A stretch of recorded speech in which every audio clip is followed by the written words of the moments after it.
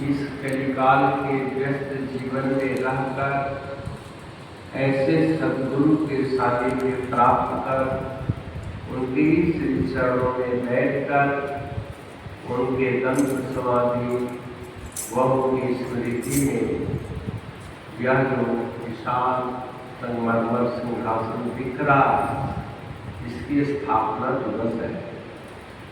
यूं तो इस आश्रम का निर्माण 1970 में हुआ, लेकिन हम लोग इस मंदिर की स्थापना दिवस मनाते हैं। जैसा कि आपने पूर्व वक्ताओं के द्वारा अनेकानेक गुरु भक्ति के आदर्श की वार्ता सुनी,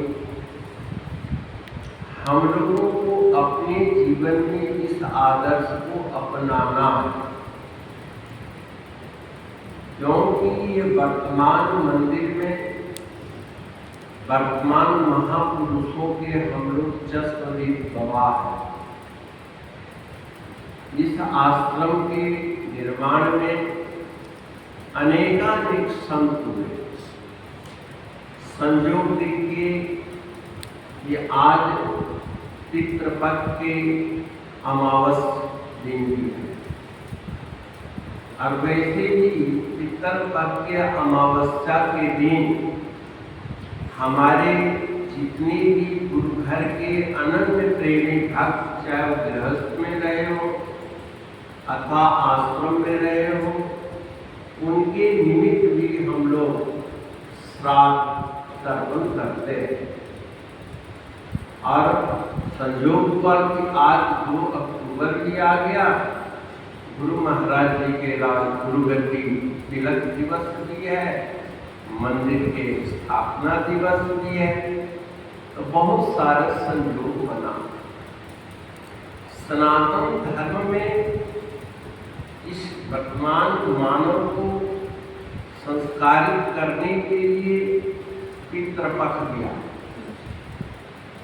अन्य देवी देवताओं की उपासना में लोग टीका टिप्पणी करते हैं, तो पता नहीं हुए कि नहीं हुए, वो तो मानने के ऊपर है। यद्यपि हुए हैं, इतिहास है, पुराण है, लेकिन आपके पितर हुए हैं कि नहीं हुए, इसमें तो कोई संदेह नहीं है, क्योंकि हमारी जिंदगी की वजूदगी हमारे स्वयं की उपस्थिति सिद्ध करता है कि हमारे माता पिता दादा परदादा लक्ष्मणदादा हजारों पीढ़ी पहले हुए हो, और उन पीढ़ी के हम वर्तमान हैं। तो वर्तमान का धर्म बनता है कि अपने बुजुर्गों का स्मरण करें, उनको याद करें। और याद कैसे किया जाए, उनको आज हम जलांजलि कैसे दें, पितृपक्ष कैसे मनाएं, इसको बताने वाले ब्राह्मण जो पुरोहित हैं, उनको हम घर में आमंत्रित करते हैं। उनके द्वारा, आहुति के द्वारा, काक बलि आदि के द्वारा और ब्रह्मभोज के द्वारा हम अपने बुजुर्गों को याद करते हैं। तो बहुत लोग कहते हैं तो पोंगापंथी है, लेकिन क्या आप 15 अगस्त को या 26 जनवरी को अपने वर्तमान राष्ट्र निर्माता या जो शहीद हुए, क्या उनका स्मरण करना पाप है? क्योंकि उन शहीदों के स्मरण करने से जैसे आज के बालक बालिकाओं में राष्ट्रीयता आती है, छोटे छोटे नन्हे मुन्ने बच्चों को देखो तिरंगा झंडा लेके चलते हैं। ये 15 दिन पितरों के निमित्त जो आपका वजूद है, जो आपका अस्तित्व है, जो आपका वंश है, उसके प्रति सजगता लाने के लिए यह पितृपक्ष है। अब इसको मानना चाहिए, बड़ी श्रद्धा के साथ मानना चाहिए, पूरे बाल बच्चों के साथ। छोटे आप पूरे समाज को नहीं, हर समाज के हर घर अपने बच्चों के साथ अपने पितरों का स्मरण करे, अपने दादा दादी की महिमा की बात सुनाए, अपने माता पिता कैसे तुम्हें अनुशासित करके बड़ा किया ये सुना। अभी कुछ दिन पूर्व भागवत की कथा चल रही थी। भागवत प्रसंग में जितना चरित्र है वर्तमान का चरित्र, वेदव्यास जी ने वर्तमान की इतिहास लिखा। सूत जी महाराज अपने वर्तमान 88,000 विद्यार्थियों के आत्म कल्याण के लिए, आध्यात्मिक संस्कार के लिए भागवत की कथा करी, सूत जी ने करी। ऐसे मैं पौराणिक कथाओं में न जाता, जैसे कि अभी नरेश बहन जी ने विशेष रूप से महाराज जी के इस भरमाण आश्रम से संबंधित लीला चरित्र सुनाया। यूं तो हर वक्ता ने अपने अपने ढंग से श्री गुरु महाराज जी की महिमा गायन किया। हम लोग खाली महिमा सुनकर क्या करें, महिमा के अनुरूप आचरण करना। और हमें वर्तमान में आचरण करने के लिए, आदर्शों को अपनाने के लिए हमारा मन सबसे बड़ा दुश्मन खड़ा होता है। हमारी बुद्धि की तर्क वितर्क सामने खड़ी हो जाती है।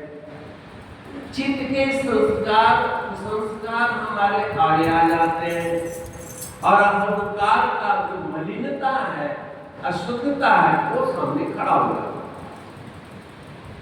तो हम लोग अपने मन की तो बड़ी बात करते हैं, लेकिन हमारा मन गंदा है, ये हमें दूसरे लोग कहते हैं। हरेक के मन, हरेक के स्वभाव पर टिप्पणी दूसरे लोग करते हैं और दूसरे लोग आपके मन को कभी साफ नहीं कर सकते। आपकी बुद्धि को कोई दिखा नहीं सकता, आपके चित्त को कोई दर्शा नहीं सकता, और अहंकार जो मलिन है उसको भी कोई दिखा नहीं सकता। तो सवाल है कि हमारे चेहरे पे कालिश है या पाउडर ज्यादा लग गया है, क्रीम की चिकनापन लगा हुआ है, और हम अपने आप बड़े दूसरे समझते हैं। हम अपने आप को बहुत आदर्श मानते हैं, लेकिन हम क्या है हमें पता ही नहीं था। जैसे नारद जी भरी सभा में अपने आप को विष्णु मानते हैं, कन्या के विवाह में, और कन्याओं को बंदर देख रही है, शिव के गण बंदर देख रहे हैं, और आम जनता उनको आदर्श ऋषि मानती। एक साथ उनका 3 रूप है, बंदर का, नारद का और विष्णु का। विष्णु रूप सिर्फ वही देख रहे हैं अपने आप को। ऐसा क्यों हुआ?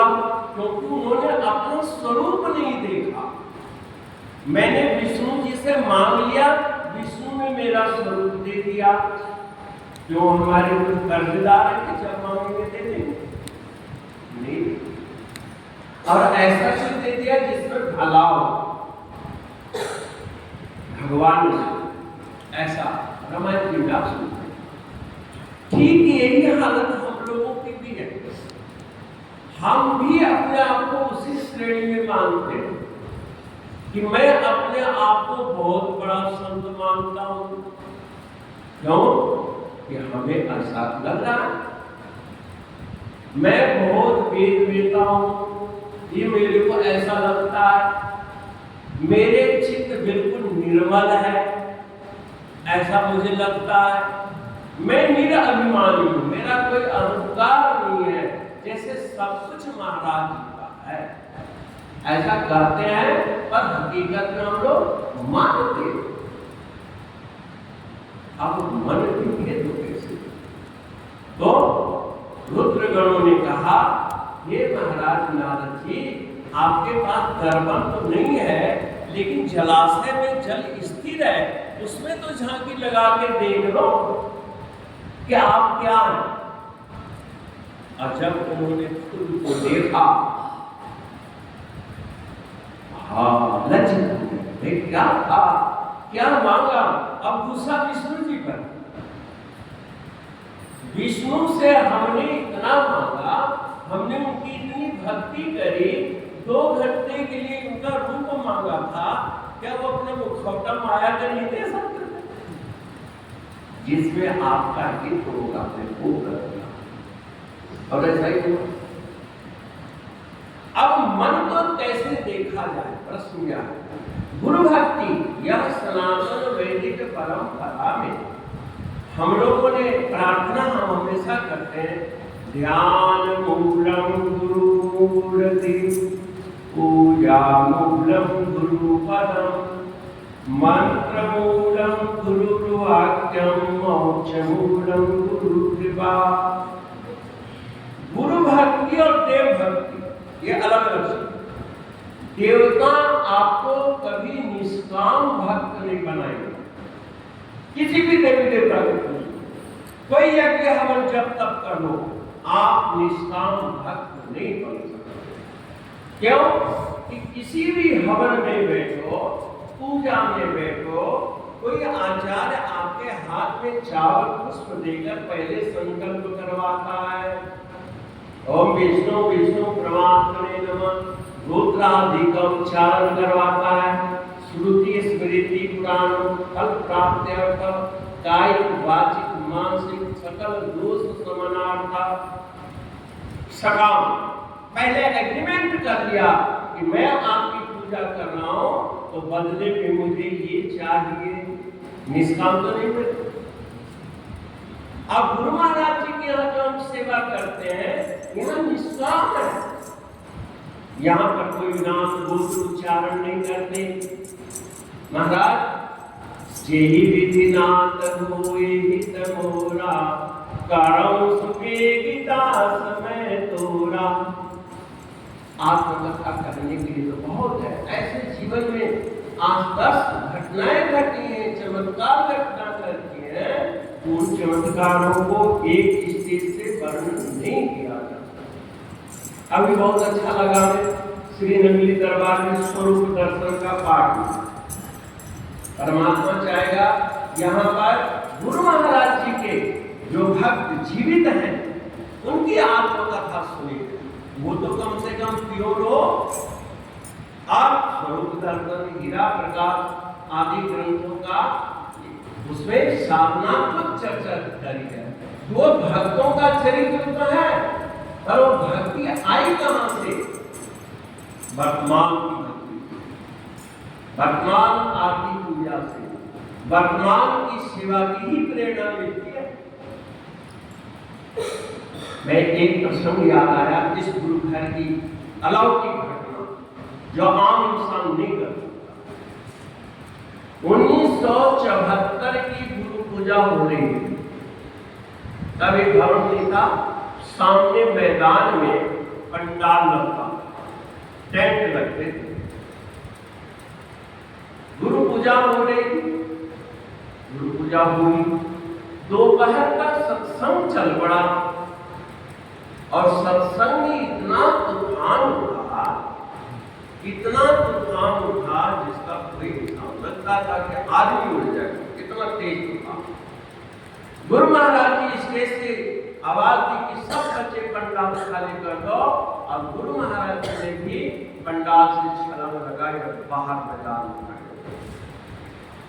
2 भक्त नंगल विहाला, एक रोशन भक्त थे और उनके साथ थे, और उन्होंने टेंट की बल्ली पकड़ ली, बांस, और बांस पर पहले सुए लगे।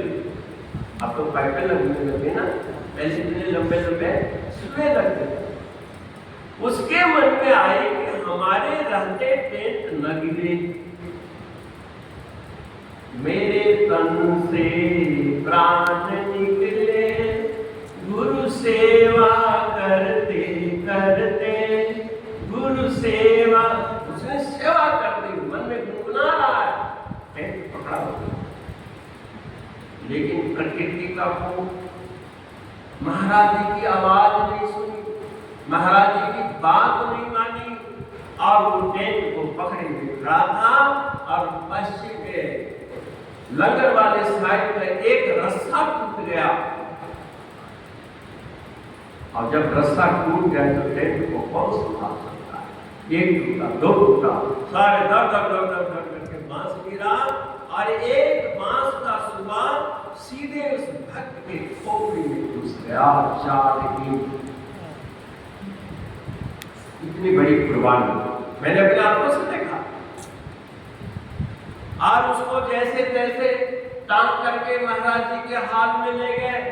स्वामी जी महाराज थे, वो अपनी उंगली डाली, पूरी उंगली मस्तक में। महाराज जी इतना नहीं, नंगल से बहुत सारे भक्त आए। उस समय लंगर चलता था, लंगर के पूरा इंतजार करते थे। महाराज जी ने कहा किसी को खबर मत करो, अयोध्या इसको गाड़ी में ले जाओ, सीधे नूरपुर ले जाओ बस को। उसके कोई नजदीकी परिजन थे, उसको वहां से ले गए और सीधे रावका में जाए तो कुछ नहीं, नंगल भी हालात है। और उस समय महाराज जी के विरोध में वहां पर एक अलग माहौल बना हुआ, निंजा चुगली। देखते हैं परम जी कहां कुटिया बनाए, कहां गुरु पूजा करते, चैलेंज किया भक्त। क्योंकि दुष्टों की हमेशा उपस्थिति होती है और संतों की भी हमेशा उपस्थिति होती है। गुरु महाराज जी महान संत, निंदा सुन के बैठने वाले। भक्त गया, उसके डेड बॉडी उतारी गई, निंदक पहले आ गए। सांत्वना देने के बजाय निंदक लोग आ गए और जा भरमार, क्या मिला तेरे को? धन्यवाद है उस रोशन की तो यहाँ कुर्बानी हुई और उसकी घरवाली की कुर्बानी की आवाज निकली।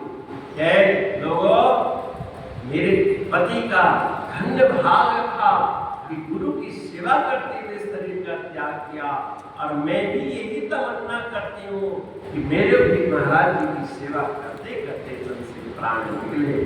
ये है परमात्मा की कुर्बानी। और यहाँ पर ऐसे ऐसे कुर्बानी देने वाले भक्त हैं, और उन भक्तों की बुनियाद पर यह आश्रम लिखा हुआ है। यहाँ पर आनंदपुरी माता थी, गुरु महाराज जी की सेवा करते करते जीवन खपा दी। जब उसका शरीर छोड़ने का वक्त हुआ, गुरु महाराज जी उधर ही बटाला के साइड में कहीं जा रहे थे और अचानक 2 बजे दिन में महाराज जी बोले चलो मुझे भरमार चलना। बिना किसी प्रोग्राम के आए। आनंदपुरी माता सीढ़ी के नीचे कमरे में रहती थी। महाराज जी आए संध्या काल में और सीधे आनंदपुरी माता के कमरे में गए। मैया चरण के दर्शन कर ले। महाराज जी ने अपना दाहिना चरण माता के चरणों को सिर पर रखा, बोले दर्शन कर ले और आज रात में तैयारी कर, तेरे को भेजने के लिए मैं आया हूँ। और ठीक 3, साढ़े 3 बजे 4 बजे के लगभग माता परम धाम को सिधार गई, जिसकी समाधि के सामने पड़ी। यहाँ पर जितनी समाधियां हैं इनकी अलौकिक सेवा है। बापू परमानंद जी हुए, विश्वेश्वरानंद जी हुए, संतोषपुरी माता हुई, ध्यानचंद जी हुए, चक्कीवाला बापू हुआ, गोपालानंद जी थे। ये सब अलौकिक पुरुष थे। वर्तमान जरूर व्यवहार में कटु दिखता है, लेकिन उनके हृदय को देखो। आज उनकी स्मरणीय दिवस है। इस गुरु जैसे भागवत में कृष्ण की महिमा तभी पूर्ण होगी जब दामा की कथा होगी, अर्जुन की कथा होगी, सात्विकी की कथा होगी, गोप ग्वालों की कथा होगी। गुरु महाराज जी का जीवन चरित्र तभी सफल होगा जब उनके इन गोप ग्वालों को, आप भी वर्तमान में बहुत सारे भाई होते हैं जिनको मैं अच्छी तरह से जानता हूँ कि आपकी भी अत्यंत कुर्बानी है। क्या इन बहनों की कम कुर्बानी है? जो यहाँ रह रहे हैं ये बुजुर्ग लोगों की क्या कम कुर्बानी है? इस कुर्बानी के ऊपर जैसे आज की औलाद पनप रही है, ऐसे ही इन संतों की कुर्बानी पर दरबार की खुशबू फैल रही है। इस खुशबू को लेने के लिए यथा यथा समय, जैसे गुरु पूजा होती है, अब 20 अक्टूबर को राज बहन जी के निर्वाण दिवस होगा, उसमें राज बहन जी की खुशबू खुशबू बिखेरी जाएगी और उनके सहचरों की खुशबू बिखेरी जाएगी। भक्तों की खुशबू अनन्य है और ये जुग जुगांतर तक खुशबू चलते रहनी चाहिए। जैसे बागीचा में फूल, ये नहीं कि कुबेर के बागीचा में पुष्पदंत ने फूल तोड़ लिए तो फूल खत्म हो गए ना, आज के बगीचा में भी फूल होना चाहिए, तभी तो गुरु महाराज जी का श्रृंगार होगा। इसके भूत के दर्पण में मैं एक बात कहते कहते चुप रहा हूं, याद आ गई, अपना मन कैसे देखा जाए। आप अपने इस चेहरे को कहां देखते हो? दर्पण में देखते हो, शीशा में देखते हो। शीशा और दीवार में क्या होता है? दीवार है, फर्श है, यहाँ आपका चेहरा क्यों नहीं दिखता? क्योंकि आपके शरीर की रश्मियों को शोषित कर देता है और दर्पण रिफ्लेक्स करता है। यही तो सत्य है, दर्पण रिफ्लेक्स करता है। आपका चेहरा जैसा है, सुंदर है, बदसूरत है, बंदर का है, चाहे भगवान का है, वो सब समझ दिखता है। ऐसे ही ध्यान मूलम गुरुमूर्ते, जब आप गुरु महाराज जी का ध्यान करेंगे तो जिस मन से आप ध्यान कर रहे हैं वो मन दिखेगा। जिस आंख से आप दर्पण में चेहरा देखते हैं तो दर्पण के में आपकी आंख की कीची भी दिखती है, जो मोबाइल से निकल जाता है सोते हुए सुबह को, आपके मुंह में लाल अगर निकला हुआ तो भी दिखेगा। ऐसे ये विकार है, विकार को प्रदर्शित शीशा करता है। ऐसे जब हम गुरु महाराज जी का ध्यान करेंगे तो सबसे पहले आपका मन दिखेगा। एक मन में मोहे कपट छल छेद, मन की खूबसूरती क्या है? इसका विश्लेषण भी पढ़ना चाहिए कि निर्मल मन को किसको कहते हैं, निश्चय बुद्धि किसको कहते हैं। ज्यादा विश्लेषण का वक्त नहीं, 2 बजने को है, लंगर खुलने वाला है, तो गुरु महाराज जी का ध्यान आपकी वृत्ति को रिफ्लेक्स करते हैं। देवता आपकी बुद्धि को रिफ्लेक्स नहीं करेंगे, सज्जन वृंदों का ध्यान आपकी बुद्धि नहीं दिखेगी, आपकी गंदगी को और महिमामंडित करके बतला देंगे। लेकिन आपके सद्गुरुदेव आपकी एक पैसे की लिहाज नहीं करेंगे। हम लोग वंदना करते हैं, क्या मुखले विनती करो लाज आवत है मोई, क्या मुखले बोलो विनती करो लाज आवत है मोई, तुम देखत अवगुण कैसे भाव। गुरु महाराज जी को कोई शिकायत नहीं कर रहा, तुम देखत, हे प्रभु मैंने अकेले में, दुकेले में, सभा में, न जाने ध्यान में क्या क्या सोचा है, सब तुम देख रहे हो।